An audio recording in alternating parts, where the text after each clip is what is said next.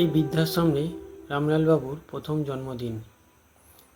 নিজের পরিবার ছাড়া কয়েক মাস আগে পত্নী বিয়োগের পর একমাত্র ছেলে বিদেশে ওর পরিবার নিয়ে পাড়ি দেয়। রামলালবাবু বেলার দিকে অনেকক্ষণ গেটের বাইরে বেদিতে অপেক্ষা করছিল একমাত্র ছেলে বাবুর জন্য। শেষে নিরাশ হয়ে নিজের রুমের দিকে যায়। ভাবে ব্যস্ত ছেলে হয়তো ভুলে গেছে বাবার জন্মদিন। রুমে ঢুকতে ঢুকতেই কে যেন পিছন থেকে হাত দিয়ে তার চোখ ধরে ফেলে। চোখ খুলেই দেখে পাখা থেকে পুষ্পবৃষ্টি শুরু হয়ে যায়। মুহূর্তেই বাবু তার বাবাকে জড়িয়ে বলে, শুভ জন্মদিন বাবা, খুব ভালো থেকো। সামনে একটি বড় কেক নিয়ে দাঁড়িয়ে নাতনি ও বৌমা। চোখ থেকে আনন্দাশ্রুতেই পালন তার জন্মদিন।